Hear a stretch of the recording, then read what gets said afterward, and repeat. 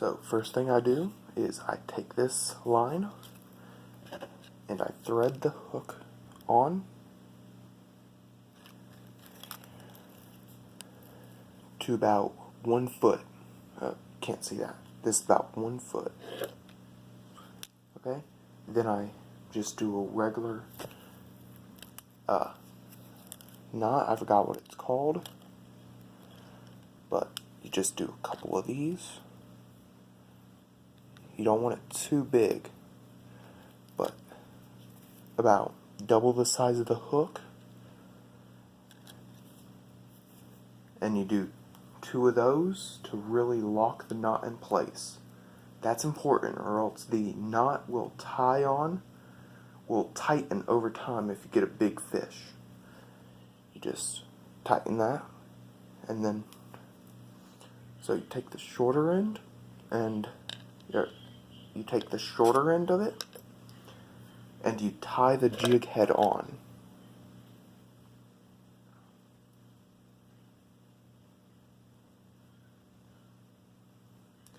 Right now I'm using about 50-pound braid. I mean, not braid, mono.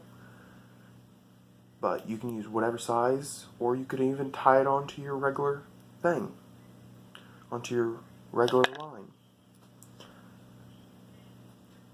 I like to put the jig head on the bottom so that it really weighs it down.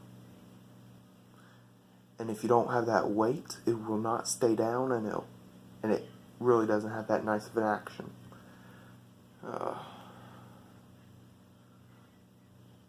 So, I'm trying to get this all sorted out.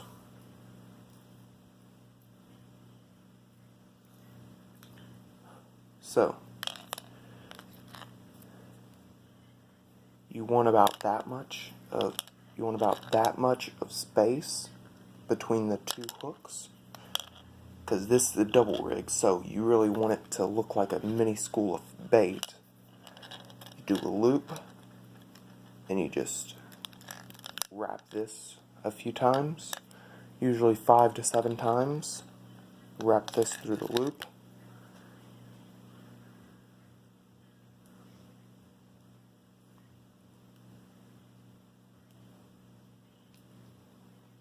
And then you tighten it. So, you'll come up with this. You just pull that, and it tightens. So, you cut off that tag end. I like to use fingernail clippers. They are really nice. They work really well. You can tighten this however much you want. This is just a demonstration. So you end up with something like this, which works really nicely. So what I do is I put one of these little about 3-inch grubs with the tail to really get that action on the bottom one, and you just thread it onto the jig head.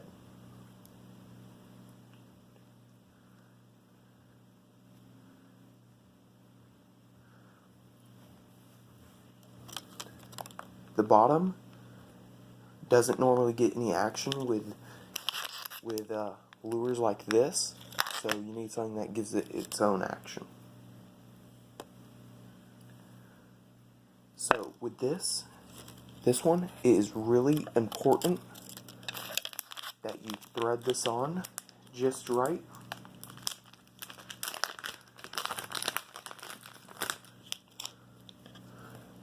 What you want to do is make a kink in this,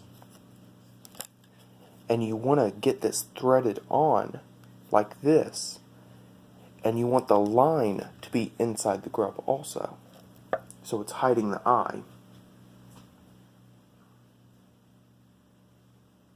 So you find that sweet point, which is right before the fork in the tail, and you just thread it on.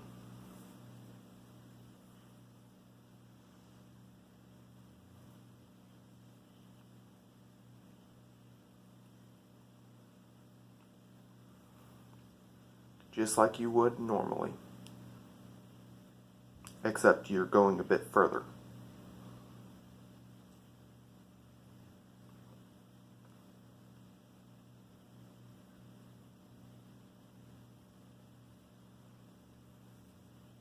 I'm not all good at doing this, but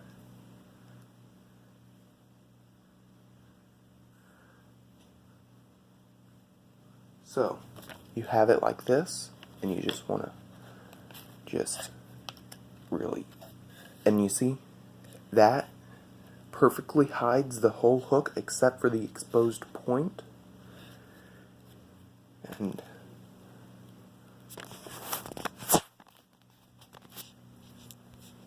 And that's what it'll end up looking like, just like that. And I like to tie on a little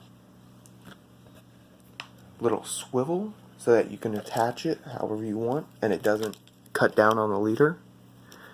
Do the same knot as you did for the jig head.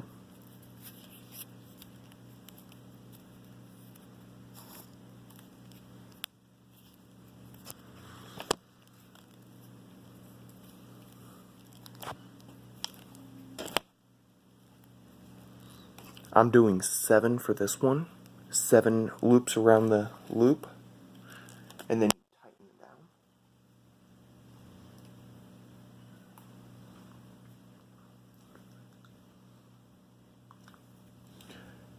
down. And you just slide it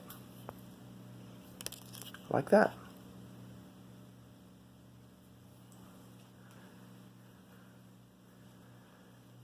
You trim off the excess,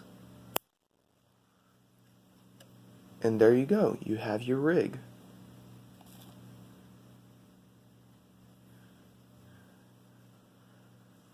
And now I will show you a clip of me using one of these rigs with a different lure on it, but I will show you one then. Yeah, thank you for watching. Okay, so here I'm gonna show you how to jig this lure that I made earlier today in the water.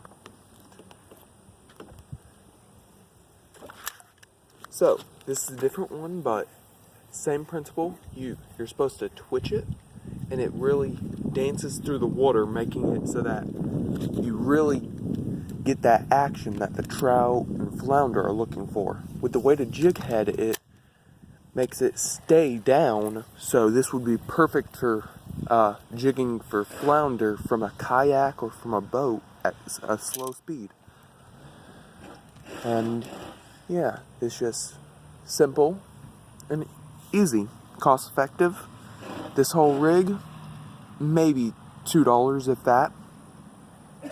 So thanks for watching, and hope you subscribe.